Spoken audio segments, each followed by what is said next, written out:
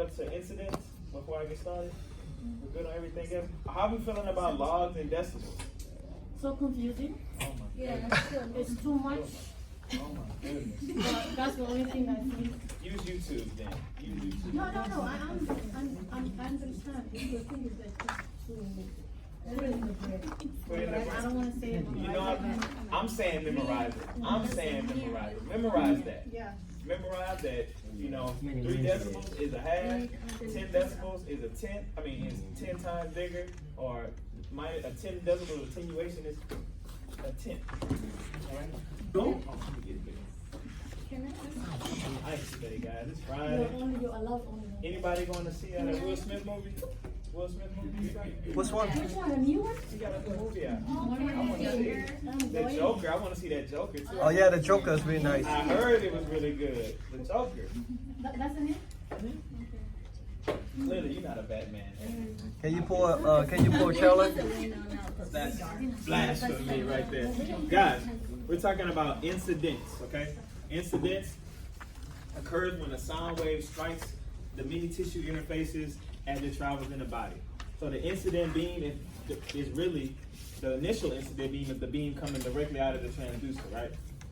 That's the incident beam, or that's the starting beam, okay?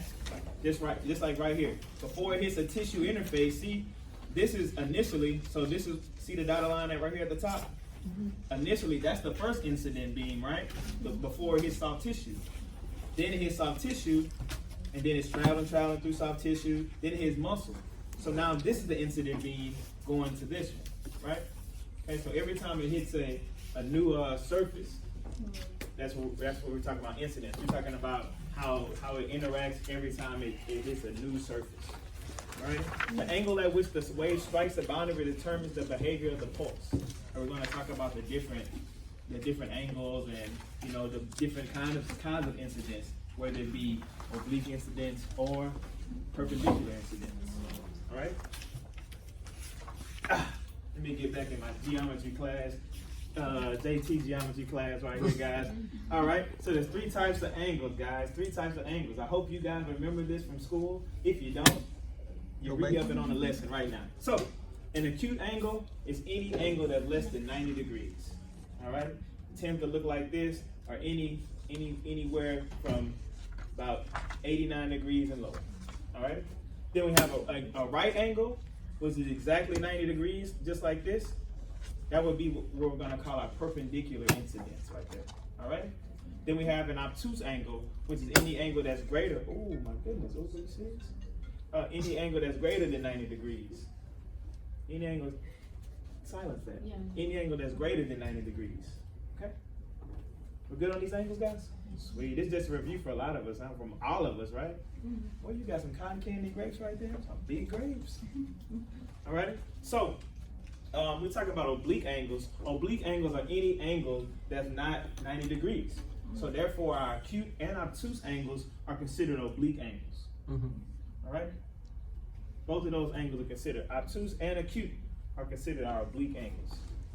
All right? Normal incidence, guys. Normal incidence means that this incident sound beam strikes the boundary at exactly 90 degrees. This is our boundary right here. It's striking at exactly 90 degrees or perpendicular to that boundary. See our boundaries going across like this? Our beam is hitting it straight down at 90 degrees, okay? That means we're going to get great reflections, right? We're going to get a reflection right back, okay? And we like those reflections because those reflections come back really strong, right? Compared to, say, when we're talking about specular, versus like diffuse, where they have the angles, right? Okay? So normal incidence is 90 degrees or perpendicular. All right? The typical values for normal incidence, right here again. This is our boundary right there. This is our boundary right there. This is our beam hitting it at exactly 90 degrees. All right? Some typical values of normal incidence, of course, the angle must be 90 degrees. Okay? Some synonyms, guys. You have to know your synonyms. You never know when I might throw a synonym in there at you, okay? So again, normal incidence could mean either perpendicular, orthogonal, right angle, or 90 degrees. All those words describe normal incidence or something that's 90 degrees. Those will come up again. Those will we will use those again, okay? When we start talking about resolution. All right? Because lateral resolution, which is perpendicular to the beam as well, is also has an orthogonal in it. Okay? All right. So our oblique incidence, see, this is our surface again right there, our flat surface, but now we're hitting that surface at an oblique angle. All right? Oblique incidence occurs when the incident sound beam strikes a boundary at any angle other than 90 degrees. All right? Typical value of that is the angle must not be equal 90 degrees. Okay? Oblique means not at a right angle or non-perpendicular. Non-perpendicular. Not at a right angle. You all right? So let's talk about angle of incidence, guys. This is I don't think this is in the book, but I wanted to cover this. So perpendicularity to an area of interest should always be maintained to achieve the strongest echo. That's why I tell you guys, I think I was in lab today talking about the aorta. That's why I like you guys to have it flat across the screen like this, so we can create that perpendicular incidence or that normal incidence so we can get the strongest reflections back, right? So if we're looking at a structure and we hit it exactly at 90 degrees, we're gonna get a really strong echo back. We like that because we need to measure that wall. I wanna see that wall loud and clear, right? Okay, so we hit it at oblique incidence. The steeper the angle of oblique incidence that we hit it at, the lesser the echo. Okay, that's why we don't like our kidneys to be sitting up there at this big angle like this. We like to have them flat so we can get those good angles, those good reflections coming back to the transducer. Okay. Huh? Nah, it depends, because if you have a real slim person, you're not gonna be able to get that. You're not gonna be able to heel toe enough to get that kidney flat. So we want the kidney like this and not like this. Because when you're hitting the beam, now we're getting oblique incidence on this one.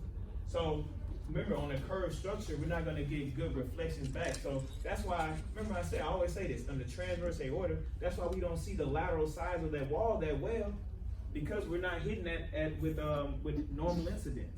We're hitting that at oblique incidence. It's a curved structure. It's the lateral side. So we hit it like this. That's why we're able to, see so well. Same thing with the aorta. We see the aorta walls really good when it's long like that. When it's like this, you may or may not see the walls very clear. That's why I always say, guys, heel toe your hand forward, get this aorta flat, so when you're measuring outside to outside, you can see those walls very clear. Okay? So I just wanted to talk to you guys about perpendicularity. The steeper the angle, the less intense the reflection comes back. Okay? The steeper the angle, see how our angle's really steep? The further it is away from 90 degrees, the less intense the echo comes back. Okay. All right. Same thing right here, guys. Here's our skin line right there. Here's our tissue interface. Say that's our kidney right there. We hit this at an oblique angle, we get a weak echo. We hit it perfectly at 90 degrees, we get a nice strong echo coming right back to the transducer. Same thing, if you have a body part that's in oblique angle in the body, same thing. That's why you guys are doing the main portal vein today, right? That's why I say angle 45 degrees, because we're trying to hit it at the same angle that is going into the liver at, so we can see it clear. Okay? Same thing, because we're obliquing the transducer to make it equal that angle of incidence, so we can get a nice looking piece of anatomy. Okay? So if you have an angled part of a piece of anatomy, we're gonna have to straighten up our transducer or heel toe our transducer, or however we gotta maneuver it, so that we're hitting it at exactly 90 degrees, so we can get real nice echoes, reflected echoes back. Okay? Same thing. If we hit it at oblique incidence like this, look, we're not even gonna get an echo, right? Because the angle of incidence is equal to the angle of reflection. All right? So whatever angle we hit this at, whatever angle this comes down, that's going to be the angle of reflection. Okay? So we're not even going to get echoes back, which is the disadvantage of specular reflection, right? That's happening with kidneys, right?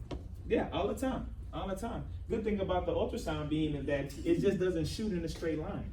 Remember I said it fans out. It fans out. That's why you're able to see structures that are not in the direct vicinity of the beam. It's not just directly posterior to the beam or within that anatomy. Okay. Who? Incident, reflected, and transmitted sound, guys. Sound waves propagating through the body. If you want to, I know this is kind of straight out the book right here. Okay. Sound waves propagating through the body will eventually strike a boundary between two media. Okay. So when it does that, it's going to divide into two parts. First though, we have the incident sound beam with the initial beam, right, coming out of the transducer. Okay. When it hits an interface between two different medias, we're going to get some reflections coming back, some reflections back to the transducer, and we're going to get waves transmitted or still propagating through the tissue. Remember? Okay. Remember we're talking about our coefficients. Okay. So again, that's why I have it color coded, because it's green. I have green reflected waves. That's going to be the one with the part directed backwards towards the transducer. Okay. Now purple, the second one continues in the forward direction, continues to travel deeper in the tissues. Okay. All right. Let's talk about the incident intensity. Now, guys, we're talking about intensity. Be mindful when you're taking your test if I'm asking for angles or if I'm asking for intensity. Because if I have intensity, you know that that's what I'm talking about. All right. I'm saying that for a specific reason. Be mindful if I'm talking about incident angle or incident intensity. Okay. So incident intensity is the sound wave intensity immediately before it strikes a boundary. Our incident sound wave, remember, that's our initial wave, right? That's our initial wave. This is our incident wave right here. What's our units for intensity, guys? For intensity? Watts per centimeter. Watts per centimeter squared, guys. Watts per centimeter squared.